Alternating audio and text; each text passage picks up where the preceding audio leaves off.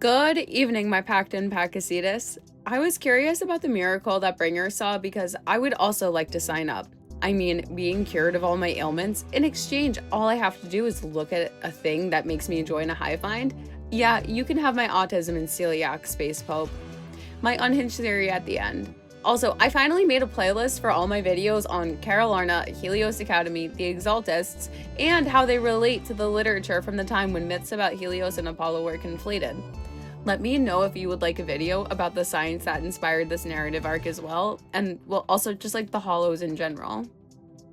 In 1.6, we get to hear Bringer's recording from the time he saved Zhu Yuan, and I mean, I think that that's what it's alluding to because he gave his anti-corruption gear to civilians, and she says that he gave her his anti-corruption gear, and that's why she was able to stay alive. Now, it's clear that he was probably a good guy before he joined the ethereal hive mind / the Exaltists. I wish it was clear, okay? I really do wish it was clear. It felt a little bit like a plot hole, maybe sloppy development, bad writing. I don't know what to say. I wish it was foreshadowed more. Beyond like Topps like wanting to have the Age of the Hollows. Now, I really wish it was foreshadowed beyond that, because the only time we hear anything about Exaltists is in the teaser, and it says Miyabi's ancestor took down the Exaltist overseer. And now we know, like in hindsight, being 2020, it was probably an ethereal about the level above Geppetto's, right? Like, come on. Like, I hope I'm not alone in thinking it was a very abrupt introduction to the main plot. So instead of being frustrated, I'm just gonna analyze what they showed us and see what I missed in the story. So this is Bringer's recording. I'm not gonna show everything, but this is the important part. Yes, that thing is right. So long as humanity is in constant conflict against the Hollows, we'll never be able to grasp true power. Only by embracing everything. It's the only way. Only by embracing this power can everyone survive. Oh, Creator, please grant me this! Doesn't it sound awfully similar to what happened to Dennis? In the lost item section of Ray's research log, Blossoming Out of the Ruins shows Dennis joining the hive mind and how people go delirious when they witness the quote-unquote miracle. We have the recording from when he started being corrupted like Bringer, but the outcome of witnessing the hive mind monster was different. Dennis was transformed and joined the hive mind, but somehow Bringer was healed and was able to leave the hollow completely fine.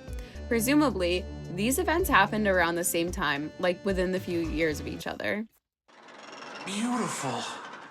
What are you talking about? What can you see? A pink flower. A flower?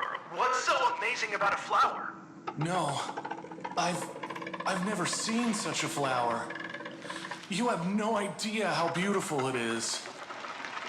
What's that sound on your end? Hello? Hello? I can hear it. It's comforting me. It knows every...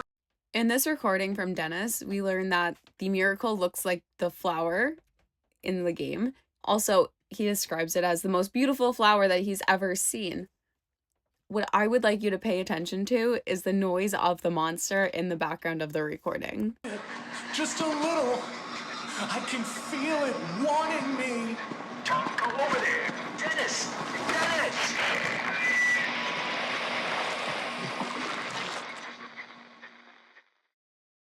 I don't think I can go about this without even mentioning Spacebar from the Roaming the Ether event. It's still not clear, and he doesn't mention seeing a miracle. In the end, he wants to preach the gospel of the Order. Now, until we get more information, I still hope the Order is on the other side of worshipping the Hollows. Like, instead of wanting the Hollows to expand, they prophesize the Hollows' expansion and try to prevent people being harmed by it. Until we get more clarity, we can only speculate. But they could also retcon it, because it was just like in a limited event. Hindsight is 2020, so looking back at the things that are confirmed in the lore, we know from The Lost Void that the Exaltists are making a space where a stronger, bigger version of the ethereal monsters can descend and live. I think it's best to think of it as a hive mind, but I also think it's going to be revealed to be aliens. Okay, for the next 100% known fact, Eliana at Scott Outpost is still researching this type of ethereal. She's the one who commissions us for symbiosis. And in that, it's a combat one where we have to clear out a space and set up a data collection beacon. Okay, we have one more point. The Nihility movie description and the video on the loading screen are definitely foreshadowing for what's happening. Looking at what we've seen in 1.6 and what we've newly learned, we can see that there's a seed or an egg, and that's the sacrifice sample. We also see a cocoon in the Ballet Twin Towers. Both of these are at odds with what Bringer, Dennis, and Spacebar went through. Bringer saw something miraculous, was healed, and able to exit the hollow. Dennis saw a dazzling flower, and Spacebar just said he wanted to go preach. He wanted to go sing some gospel songs. Okay, right? Like, I'm not going crazy.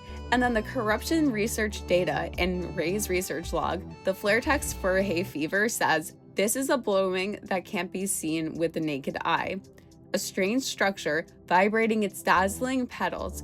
Caught in a blur, you find yourself dancing in the air with that mesmerizing deadly flower. Who's that person on the ground, frozen in astonishment?" This is still at odds with a cocoon. It can't be a cocoon. I don't know what it is at this point, but the only foreshadowing we have for a cocoon, though, is that it's Evelyn's favorite moth, and it goes back to the moon. Okay, when she's talking about it, we get another point of foreshadowing for the Exaltists being connected to the moon. Now for my theory about that and how all of this ties into it. I talked about dolphins and sea species supremacy and wickedness enough already. If you haven't gotten enough of that yapping, it's all in my playlist, ZZZ lore that makes me sad.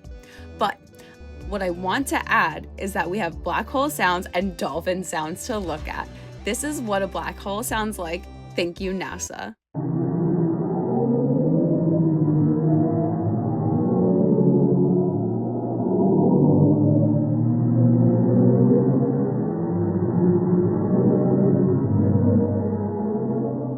Okay, just hear me out. This is what a dolphin singing underwater sounds like.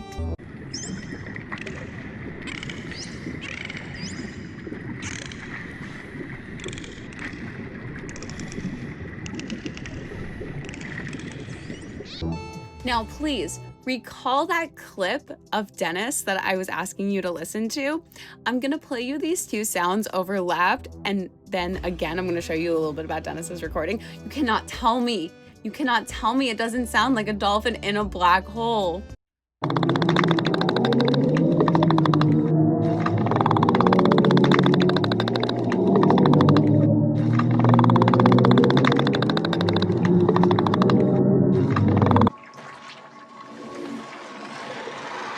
It's beautiful.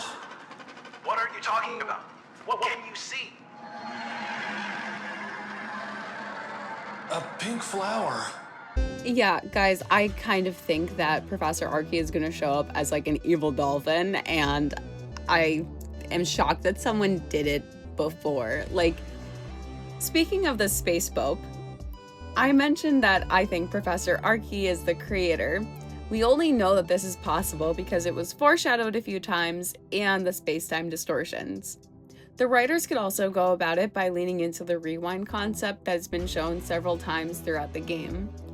I think exploring the concept of remembering the future and going through the past could be what they're doing with these very complicated plot lines and how they deliver the information. For example, we know the main characters have a history with Trigger, but we don't have access to it until it's on a tape.